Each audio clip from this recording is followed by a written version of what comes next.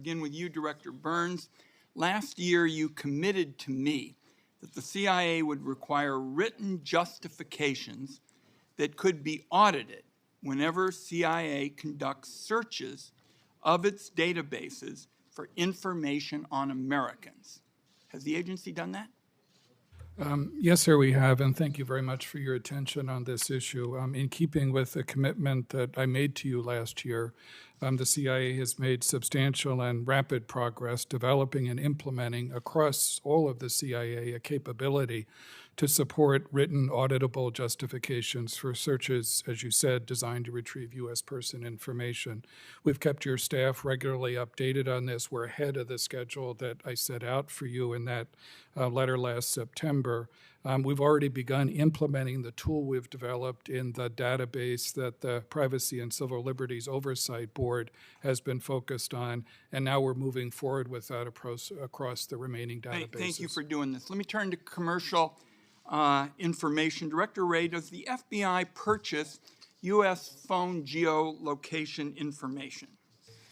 So to my knowledge, we do not currently purchase commercial database information that includes location data derived from internet advertising. I understand that we previously, as in the past, purchased some such information for a specific national security pilot project, but that's not been active for some time. I could provide more information about that in closed session if you would like. But when we use so-called ad tech location data, it is through a court-authorized process. And you do not plan to change your current practice of not buying this geolocation information? We have no plans to change that at the current time. I think it's important, a very important privacy issue, that not take place. So we'll discuss it more at the closed session. Director Haynes, you convened an outside panel to study and make recommendations related to the government's purchase of data, including sensitive data on Americans. There has been a lengthy report that has been done here.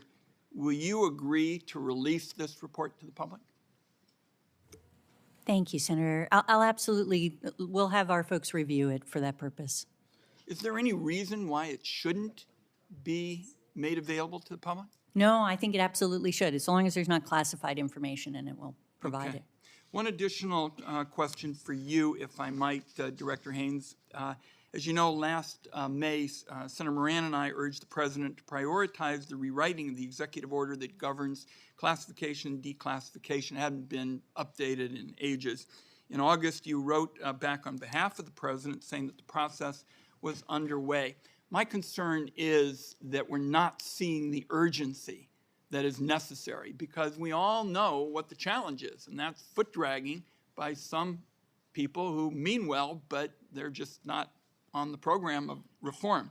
Will you push the National Security Council to get this done? Because my sense is this just isn't going to happen unless you can successfully push the National Security Council to break up the status quo. Because the classification system is now at the point where, as you correctly said, and to your credit, it's not serving national security, and I think it's so broken, we're not getting classified what we need to get classified, and we surely are classifying stuff that shouldn't be classified. So we got to break up, business as usual here. And it's only going to happen, to me, in my view, if you can push the National Security Council. Can you commit to doing that?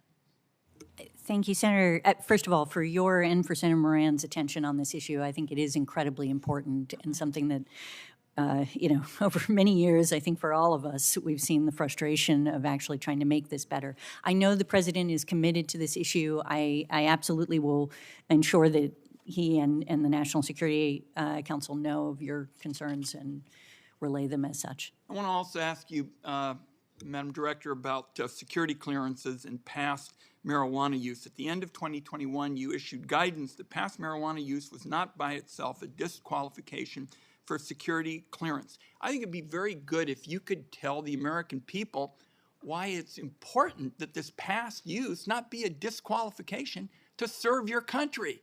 This is a national security issue, and we desperately need people. We've got new members in this committee. We've been talking about languages that they're going to be focused on as we try to recruit and the like. tell the American people why past marijuana use is not disqualifying for the national security post.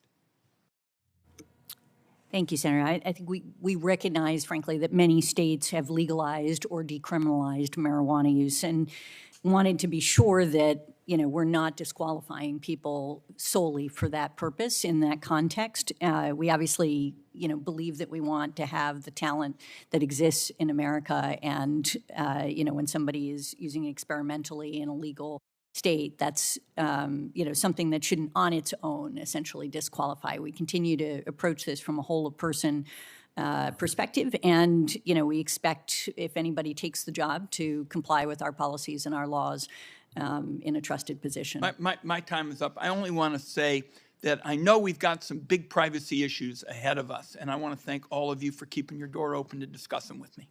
Thank you, Mr. Chairman. Thank you, Senator Wyden.